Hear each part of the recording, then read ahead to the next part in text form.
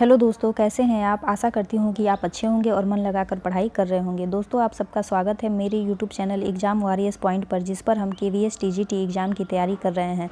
दोस्तों, आज हम बाल राम कथा के 7वें भाग को पढ़ेंगे और देखेंगे कि किस प्रकार से आगे की कहानी है और इससे किस किस तरह के प्रश्न बन सकते हैं। तो चलिए दोस्तों, हम सेशन की शुरुआत करते हैं और देखते हैं कि आगे क्या घटना होती है। पाठ का नाम है सोने का हिरण। पाठ 7 है जिसका नाम है सोने का हिरण। राम को कुटी से निकलते देखकर मायावी हिरण कुलाचे भरने लगा। राम को बहुत झकाया। झाड़ियों से लुकता छिपता भागता वह राम को कुटी से बाहर लेकर दूर ले गया। राम को कुटी से बहुत दूर ले गया। राम जब भी उसे पकड़ने का प्रयास करते वह भागकर और दूर चला जाता। हिरण चालाक था, वह इतनी दूर कभी नहीं जाता था कि पहुंच से बाहर लगे। राम के सारे प्रयास विफल हुए। वे हिरण को पकड़ नहीं पाए। उन्होंने उसे जीवित पकड़ने का विचार त्याग दिया। धनुष उठाया, निशाना साधा और एक बाण उस पर छोड़ दिया। बाण लगते ही हिरण गिर पड़ा। धरती पर गिरते ही मारीची अपनी असली रूप में आ गया। मारीची ने माया से केवल अपना रूप नहीं बदला था, आवाज़ भी बदल ली थी। अपनी आवाज़ राम जैसी बना ली थी। धरती पर पड़ते हुए वह जोर से चिल्लाया, हाँ सीते, हाँ लक्ष्मण। ध्वनि ऐसी थी कि जैसे बाण राम को लगी हो, वह सहायता के लिए पुकार रहे हो। बाण का प्रहार गहरा था। मारीच उसे अधिक देर तक सहन नहीं कर पाया। वह छटपटाता रहा। जल्दी ही उसके प्राण पखेरु उड़ गए। रावण एक विशाल वृक्ष के पीछे खड़ा था। वह प्रसन्न था कि उसकी चाल सफल हो गई। मारीच ने अपनी भूमिका अच्छी तरह निभाई। इस तरह अब तक सब कुछ वैसा ही हुआ जैसा उसने सोचा था। उसे राक्षस अकंपन की बात याद आई। सीता का हरण हो तो राम के प्राण निकल जाएंगे, वह निशक्त हो जाएंगे। अब अगले चरण की तैयारी में जुट गया। मारीच की पुकार राम ने सुनी। वह पास ही थे। उन्हें समझने में देर नहीं लगी कि पुकार की मंशा क्या है। मायावी मारीच की पूरी चाल उनके सामने खुल गई। हिरण जानबूझकर भागता रहा, उन्हें कुटिया से दूर ले जाने के लिए। वह षड्यंत्र का अगला चरण विफल करना चाहते थे। उनकी चाल में तेजी आ गई ताकि जल्दी से कुटिया पहुंच सके। वह मायावी पुकारा सीता और लक्ष्मण ने भी सुनी। लक्ष्मण उनकी रहस्य तत्काल समझ गए। राम की तरह उन्होंने बाण चढ़ाकर धनुष दृढ़ता से पकड़ लिया। चौकसी बढ़ा दी। वे राक्षसों की अगली चाल का सामना करने के लिए तैयार थे। साथ ही राम का आदेश उन्हें याद था कि उनके लौटने तक सीता की रक्षा करना।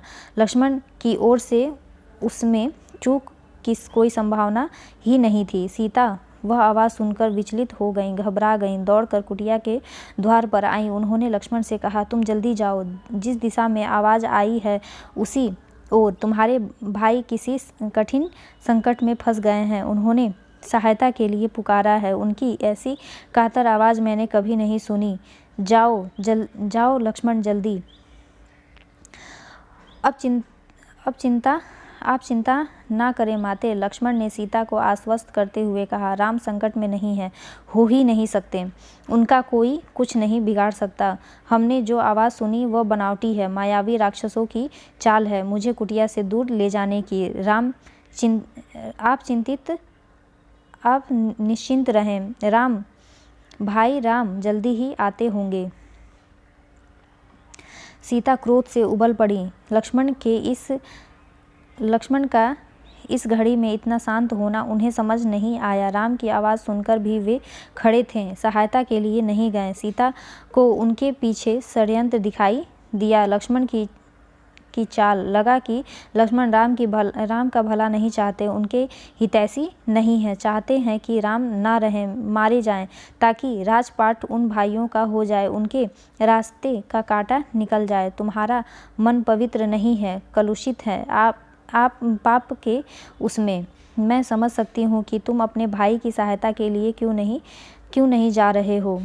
सीता ने यहाँ तक कि कह दिया कि कहीं वे भरत के गुप्तचर तो नहीं हैं। सीता की बातों से लक्ष्मण को गहरा आघात पहुँचा। उनका हृदय छलनी हो गया, पर उन्होंने पलट कर उत्तर नहीं दिया, संयम बनाए रखा, सिर झुकाकर सब चुपचाप सुन लिया। वे सीता की पीड़ा समझ रहे थे, केवल इतना बोले, हे देवी, यह राक्षसों का छल है।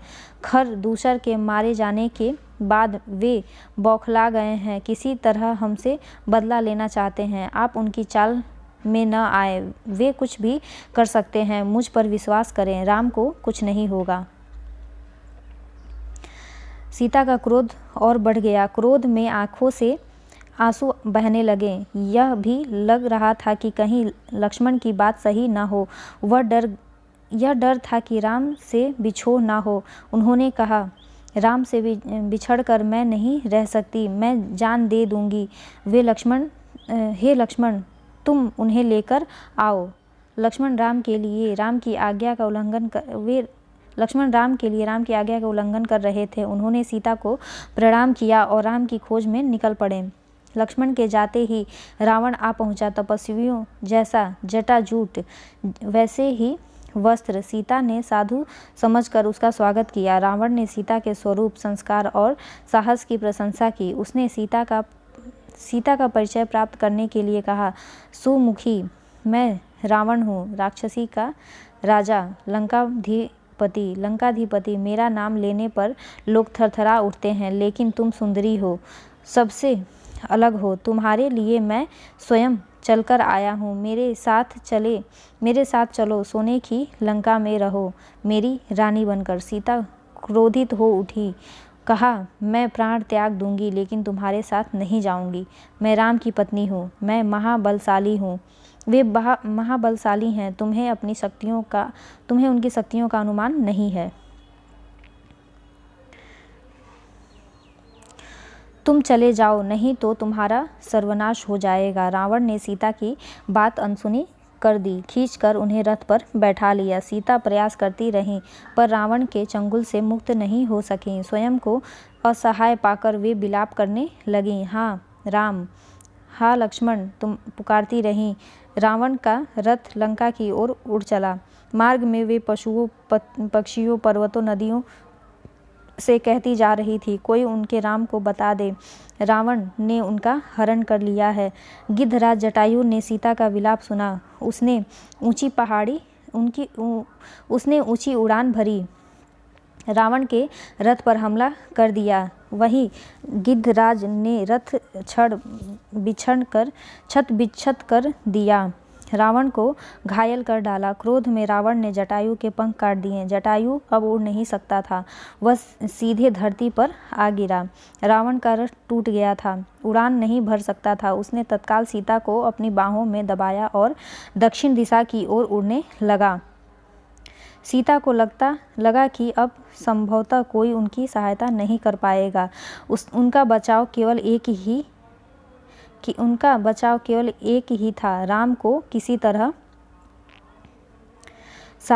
समाचार मिल जाए। उन्होंने अपने आभूषण उतार कर फेंकना आरंभ कर दिया। आभूषण वानरों ने उठा लिए।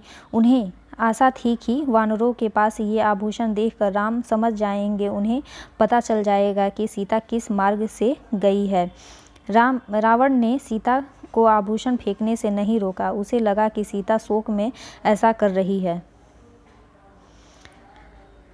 कुछ ही समय में रावण लंका पहुंच गया। वह अपने धन वैभव से सीता को प्रभावित करना चाहता था। उन्हें लेकर वह सीधा अपने अंतःपुर में गया। राक्षसियों को सीता की निगरानी करते रहने को कहा और बाहर निकल गया। थोड़ी देर में वह फिर लौटा। सीता को घूरते हुए उसने कहा, सुंदरी, मैं तुम्हें 1 वर्ष का समय देता हूँ। निर्णय तुम्हें करना है। मेरी रानी बनकर लंका में राज करोगी या विलाप करते हुए जीवन बिताओगी। सीता बार बार रावण को धिक्कारती रहीं, राम का गुणगान करती रहीं। रावण को क्रोध आ गया। तुम्हारा राम यहाँ कभी नहीं पहुँच सकता। तुम्हें कोई नहीं बचा सकता। तुम्हारी रक्षा केवल मैं कर सकता हूँ। मुझे स्वीकार करो और लंका में सुख से रहो। पापी रावण, राम तुझे अपनी दृष्टि से जलाकर राख कर सकते हैं। उनकी शक्ति देवता भी स्वीकार करते हैं। मैं उस राम की पत्नी हूँ जिसके तेज और पराक्रम के आगे कोई नहीं ठहर सकता। तेरा सारा वैभव मेरे लिए अर्थहीन है। तूने पाप किया है। राम के हाथों तेरा अंत निश्चित है।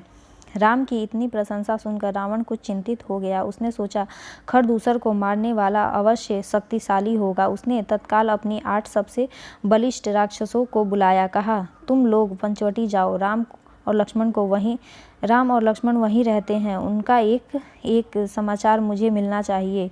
दोनों पर निगरानी रखो। मौका मिलते ही उन्हें मार डालो। उधर सीता को पाने के लिए रावण ने अपनी योजना बदली। उन्हें अंतःपुर से निकालकर अशोक वाटिका में बंदी बना दिया गया। पहरा कड़ा कर दिया गया। राक्षसों और राक्षसियों को स्पष्ट निर्देश थे, सीता को किसी तरह का शारीरिक कष्ट ना हो। उसके मन को दुख पहुंचाओ, अपमान करो, लेकिन सीता को कोई हाथ न लगाए। रावण ने सब कुछ किया पर सीता का मन नहीं बदला। वे बार बार राम का नाम लेती रहीं। शेरों के बीच हिरनियों की तरह बैठी रहती थीं। डरी सहमी रो रो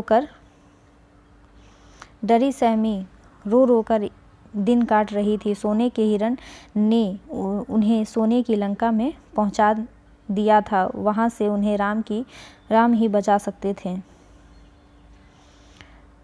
तो आज का पाठ हमारा यहीं समाप्त होता है। उम्मीद है कि आप सबको ये सेशन अच्छा लगा होगा और समझ में भी आया होगा। दोस्तों, ऐसे ही वीडियो आपको आगे भी मिलती रहेंगी। उम्मीद है कि इससे बनने वाले क्वेश्चनों को भी आप परीक्षा में ज़रूर हल कर पाएंगे। और जितने अधिक हम विस्तृत रूप से अध्ययन करेंगे पाठों का, हमारे सामने प्रश्न आते ही हम उसका सही उत्तर भी दे सकेंगे। तो दोस्तों, अगले वीडियो में हम मिलते हैं फिर से दोबारा। तब तक आप सबका धन्यवाद। आप सब अपना ख्याल रखें और मन लगाकर पढ़ाई करते रहें। और मेरे इस चैनल को सब्सक्राइब, लाइक और शेयर ज़रूर करें, ताकि ऐसे ही वीडियो मैं आगे आप सबके लिए और भी ज़्यादा लाती रहूं और हम अधिक से अधिक पढ़ाई कर सकें परीक्षा तक। तब तक आप सब अपना ख्याल रखें और मन लगाकर पढ़ाई करते रहें।